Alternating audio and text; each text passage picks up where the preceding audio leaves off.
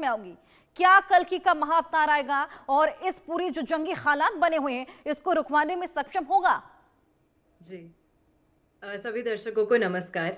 देखिए, कल के अवतार की हमने काफी बार बात भी कर ली, काफी बार चर्चा भी कर ली।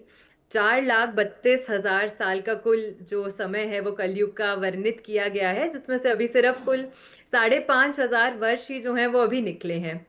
लेकिन कल के अवतार के साथ एक चीज का भी जिक्र बार बार जो है वो उठता है कि जब कलयुग जो है वो चरम सीमा पर होगा, जब ऐसी स्थितियां बनेंगी जब लोगों के मन में भक्ति, आस्था और भगवान के ऊपर से ही स्वयं विश्वास उठ जाएगा, तब पुनः धर्म की स्थापना के लिए, अच्छे कर्मों की स्थापना के लिए और एक युग को अंत करने के लिए भगवान कल्कि जो है, यानी कि विष्णु जी के 10वें अवतार जो माने गए हैं, वो संबल ग्राम में प्रकट होंगे। अब ऐसी जो स्थितियां बन रही हैं आज के समय में युद्ध की, मैं जरूर कहूंगी कि हाँ, ये बहुत चिंताजनक और परेशानी वाली स्थितियां हैं जो कि बन रही हैं। और एज एन एस्ट्रोलॉजर हम काफी सारी प्रिडिक्शंस करते भी हैं।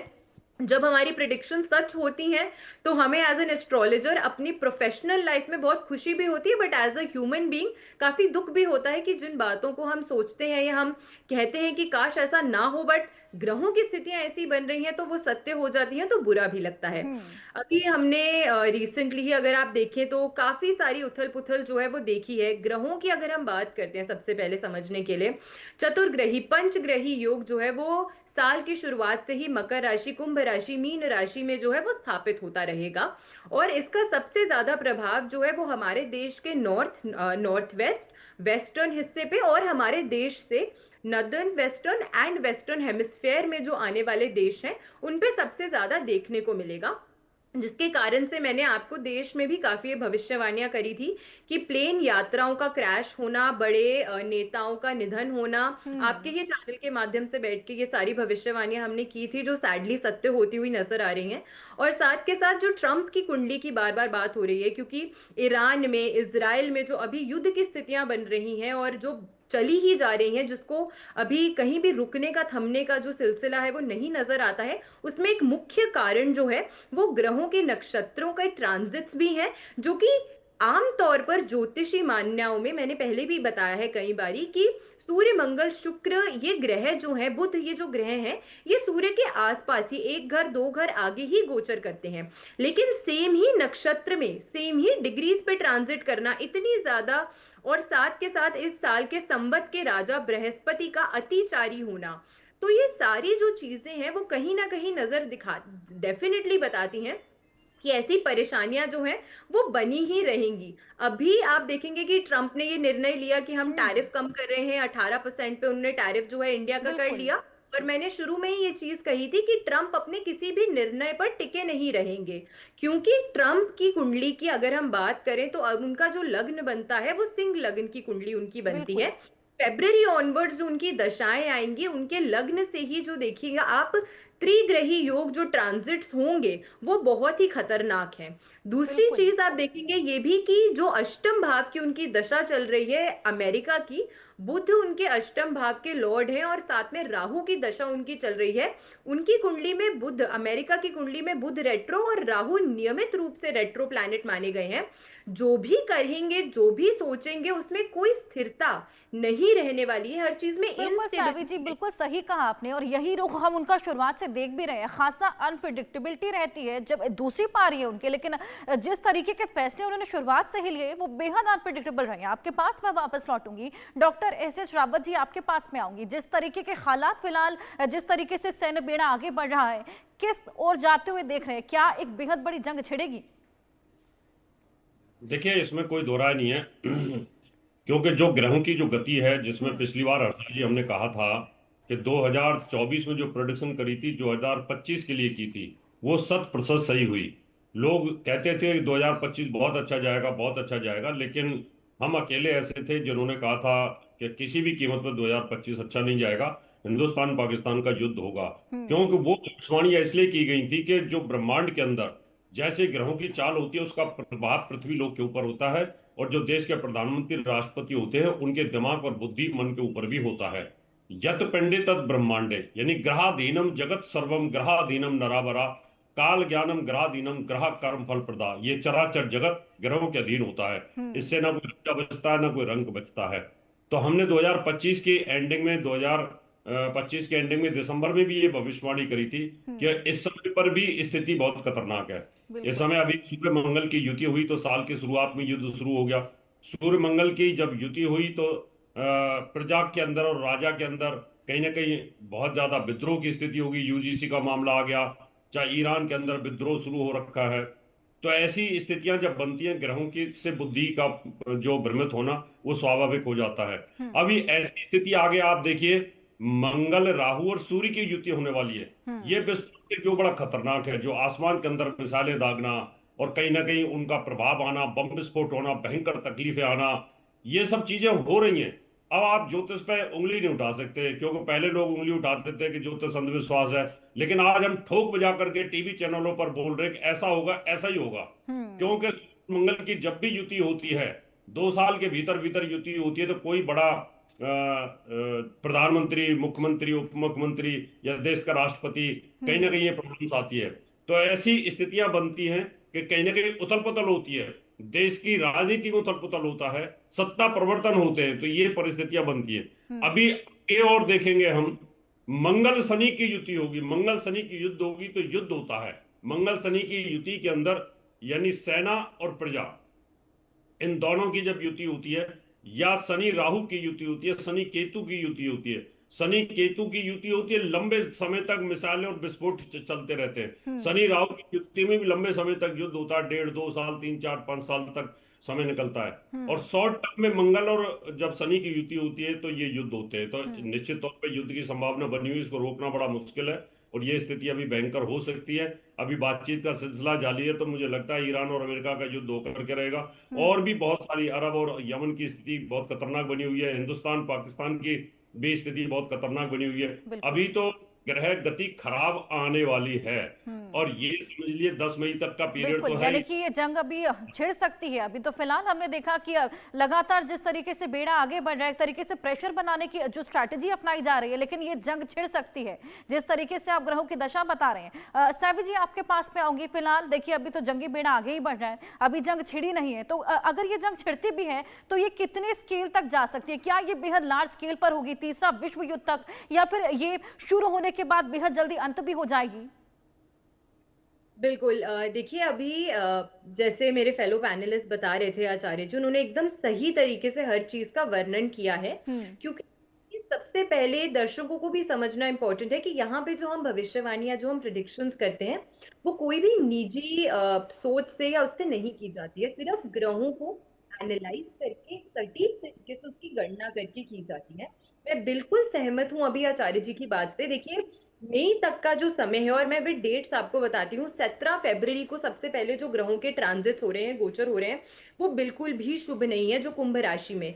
फिर उसके बाद 19 मार्च को आप देखेंगे राहु मंगल बुध की जो रेट्रो होके बुध की युति है, और विशेष करके 10 अप्रैल का जो समय है। देखिए, मैंने 20 जनवरी की प्रिडिक्शन करी थी, मैंने कहा था आपके चैनल पे बैठ के कि समुद्र में घटनाएं होंगी, और उसी तारीख के आसपास जो उनका वॉरशिप है अमेरिका का, अब्राहम लिंकन, जो उनका जहाज है, वो उन्होंने समुद्र में उतार दिया था, वॉर की प्रेडिक्शन को और ज्यादा उसको सटीक करते हुए। अब दूसरी चीज ये है कि जो अब 10 अप्रैल को ग्रहों की युति हो रही है, यहाँ पे आप देखिए मंगल, शनि, बुध और साथ में राहु की, ये सारे ग्रह जो है वो 13 ही डिग्री पर, एग्जैक्टली 13 डिग्रीज पे कॉम्बिनेशंस बना रहे हैं। सारे नेगेटिव ग्रह, मंगल, शनि, राहु युद्ध के कारक ग्रह माने गए हैं। मीन राशि यानी कि मास डिस्ट्रक्शन की राशि में इन ग्रहों की युति होना, सबकी सेम डिग्रीज पे होना, खास करके यूरोप, अमेरिका और मिडिल ईस्ट, इन देशों में आप देखोगे कि बहुत बड़े बदलाव, बहुत बड़ी वॉर की स्थितियां जो हैं वो बनेंगी।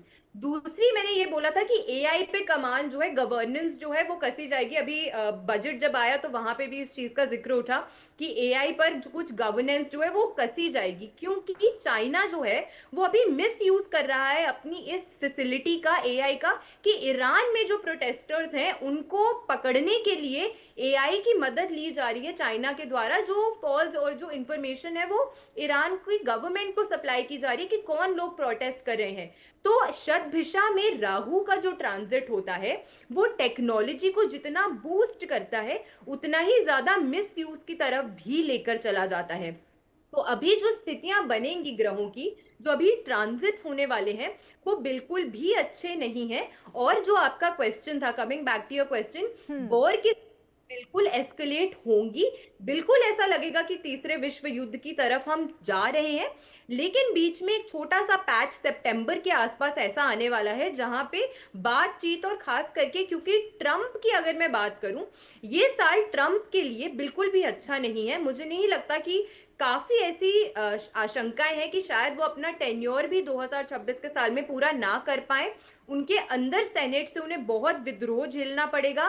लोग सड़कों पर उतर जाएंगे उनके विद्रोह के लिए। और ये भी मैं बताना चाहती हूँ कि हो सकता है कि ट्रंप की वाइफ की तरफ से कोई ऐसा चाहते हुए या ना चाहते हुए बयान आ जाए जो उनके पॉलिटिकल करियर को हार्म कर सकता है। तो आगजनी की मैंने आपको बताई थी घटना बिल्कुल, हो ये हर। बेहद इंपॉर्टेंट पॉइंट्स आपने यहाँ पर रेज किए हैं। एच एस रावत जी, आपके पास मैं आऊंगी, सैवी आपके पास मैं वापस लौटूंगी। जिस तरीके से सैवी ने भी जिक्र किया कि ट्रंप शुरुआत से देखिए अनप्रिडिक्टेबल तो है ही, लेकिन अब उनके लिए आने वाला समय बेहद खराब भी रह सकता है। हालांकि लंबी पारी उनकी अभी बची हुई है, लेकिन ट्रंप जो भी कुछ समय पहले तक नोबेल पीस पुरस्कार के लिए तमाम जंगों को रुकवा रहे थे, क्रेडिट की होड़ उनको लगी हुई थी, अचानक से वो जंगें छेड़ रहे हैं। हर्षा जी, हमारी ज्योतिष की भाषा में ऐसे लोगों को बोलते हैं चंद्रमा पीड़ित आदमी।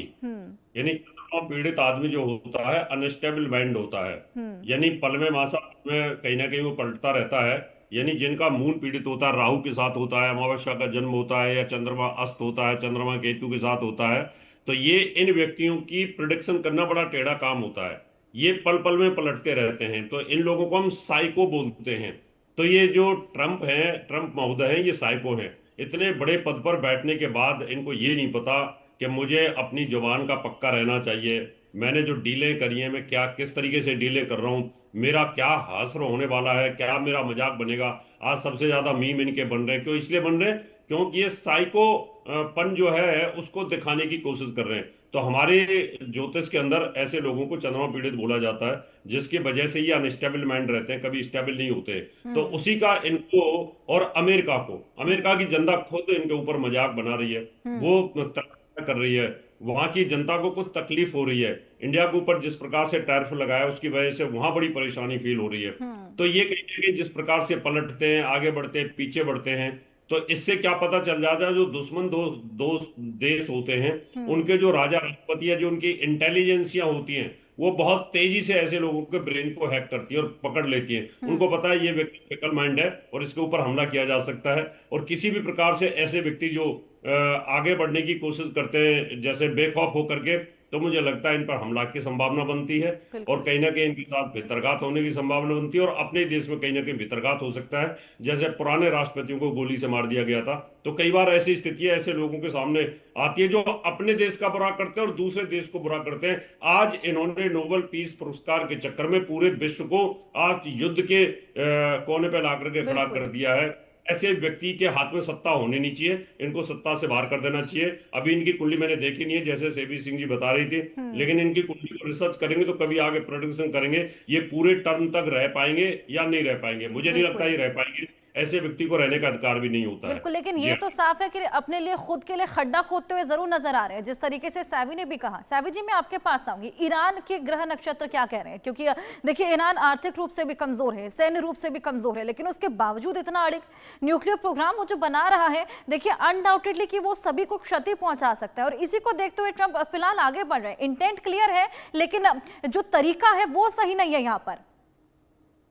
देखिए, यहाँ पे दो चीजें हर्षा जी बहुत इंपॉर्टेंट हो जाती हैं। Firstly thank you for your question. देखिए, ईरान के लिए अगर हम बात करते हैं तो कहीं पर भी अगर युद्ध की स्थिति शुरू होती है तो वॉर अगर एक्सटर्नली होता है तो आपके पास आपकी जनता का सपोर्ट होता है, पर ईरान की अगर हम बात करते हैं और ट्रम्प का, आप देखेंगे कि जो उन्होंने श्रीलंका में, जो वेनेजुएला में, जो बांग्लादेश में किया है, वही वो सारी स्थितियां और पैटर्न जो है वो ईरान पे इंप्लीमेंट करने का प्रयास करे हैं। 2022 में एक केस हुआ था ईरान में, जिसमें एक लड़की थी जिसका नाम था महसा अमीनी, जिसको सिर्फ इसलिए उनकी गवर्नमेंट ने मार दिया क्योंकि उनने हिजाब सही से नहीं पहना था, उनके कुछ बालों की जो लटें थी वो उस हिजाब से दिख रही थी, और इसकी वजह से बहुत ब्रूटली ये कुरुद लड़की जो थी इनको मारा गया था।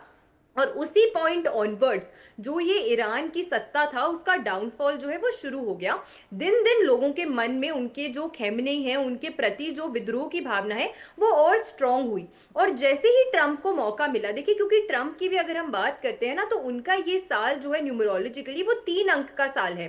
3 अंक बृहस्पति ग्रह का अंक माना गया है, जो इस वर्ष अतिचारी है, मार्च तक रेट्रो चलने वाले हैं। और अगर हम बात करते हैं तो वो विस्तारता, एक्सपेंशन के कारक ग्रह माने गए हैं। ट्रंप का एक ही एजेंडा इस समय क्लियर है कि वो चाहते हैं कि उनके आसपास के देश, जितने भी छोटी छोटी कंट्रीज हैं, ग्रीनलैंड, वेनेजुएला, क्यूबा, ये सारी कंट्रीज जो है, मेक्सिको, इन सब पे वो अपना वर्चस्व जो है वो जताना चाहते हैं, क्योंकि वो अमेरिका को, यूनाइटेड स्टेट्स को और एक्सपैंड करना चाह रहे हैं। तो वो चीज जो उन्होंने बाकी देशों के साथ करी, वही चीज वो ईरान के साथ ट्राई कर रहे हैं। सबसे पहले उन्होंने देखा कि यहाँ पे जनता के मन में विद्रोह है, उसको उन्होंने ट्रिगर किया, लोगों को आर्थिक तंगी दी, सैंक्शंस लगाए देश पर ताकि आर्थिक तंगी जो है वो बढ़ जाए, और जब विद्रोह की स्थिति पे पूरा देश जो है वो झुलस जाए, उस समय के दौरान वो उनके प्रोटेस्टर्स को सपोर्ट करते हैं।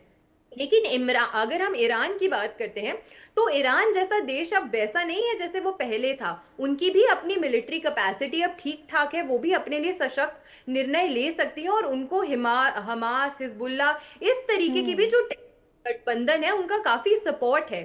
तो इन चीजों को भी अगर आप समझते हैं, भले ही अभी जो स्थितियां बन रही हैं वो मिडिल ईस्ट के पूरे ही क्षेत्र के लिए, ये मैंने प्रिडिक्शन करी थी कि जो 2026 का साल होगा उसमें जो मुस्लिम डोमिनेटेड कंट्रीज हैं उसमें दबाव और तनाव की स्थितियां हैं वो बहुत ज्यादा आपको देखने को मिलेंगी, और साल की शुरुआत से ही वो आपको देखने को मिल रही हैं। तो पहले ही वो युद्ध था वो विराम पे भले ही आ गया था, बट जैसे ही 2026 का साल आया, ये सारी स्थितियां जो है वो एस्केलेट हो गई। तो ईरान अभी युद्ध नहीं रुकने वाला। इनफैक्ट ईरान, अफगानिस्तान, पाकिस्तान, ये 3 ऐसी कंट्रीज होने वाली है जहां पे अभी परेशानियां इतनी बढ़ जाएंगी कि लोग सरकार के विद्रोह में रोड पर उतरेंगे। वहां बेरोजगारी और भूखमरी, ये 2 बहुत बड़ी परेशानियां जो हैं वो आने वाली हैं आने वाले समय में। और सितंबर तक के जो हालात हैं वो इसी प्रकार के रहने वाले हैं, क्योंकि ग्रहों की दशाएं जो हैं और पैटर्न्स जो हैं वो हमारे देश से अगर हम कैलकुलेट करते हैं तो नॉर्दर्न, वेस्टर्न और वेस्टर्न हेमिस्फेयर में आने वाले देशों के लिए, मिडिल ईस्ट के देशों के लिए बिल्कुल अच्छी नहीं है। तो उनकी चाहे जितनी भी हो, बट उसके बावजूद भी क्योंकि ग्रहों की दशा, पैटर्न सपोर्टिव नहीं है, इस तरीके के जो अभी केसेस और सिनारियोज हैं वो आपको और ज्यादा ही आते हुए देखने को मिलेंगे। और विश्व स्तर पर अभी एक, क्योंकि जुपिटर जो है वो ग्रह भी माने गए हैं, यानी कि एक तरीके से अशांत सा साल रहने वाला है, खास तौर पर मिडिल ईस्ट के लिए। एच एस रावत जी, आपके पास में आऊंगी, भारत पर क्या इम्पैक्ट रहेगा? देखिए हर्षा जी, भारत और पाकिस्तान, उनके ऊपर भी ग्रहों की स्थिति बहुत पॉजिटिव तो नहीं है, लेकिन सबसे बड़ी बात है कि भारत सुरक्षित हाथों में है। मोदी जी की जो वृश्चिक लगन की कुंडली है और वृश्चिक की राशि है, उनकी जो लगन है वो डबल पावरफुल हो जाती है। उनका जो लगने से और चंद्र लगने से वो पावरफुल स्थिति में है। अभी उच्च का होकर के बैठा हुआ लेकिन अस्त है, लेकिन वो भी कहीं ना कहीं बलवान प्लेनेट होता है और उसकी दशा भी चल रही है।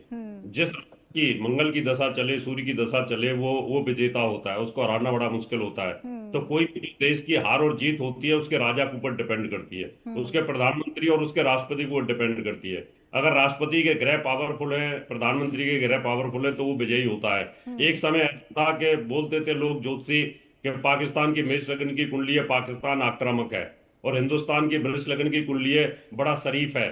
ऐसा नहीं था। जब इंदिरा गांधी देश की प्रधानमंत्री बनी थी तो उस समय सारे कंट्री डरते थे, अमेरिका तक भी डरता था, उनको पता था बड़ी आयरन लेडीज है। और उसके बाद में आप देखें, मनमोहन सिंह जी आए, एच.डी. देवगौड़ा, नरसिंह राव जी आए, शरीफ शरीफ प्रधानमंत्री आए, तो भारत को बड़ा शरीफ सा बिल्कुल बेचारा एच सा। एस रावत जी, खैर एक जीत तो हमने हासिल कर ही ली।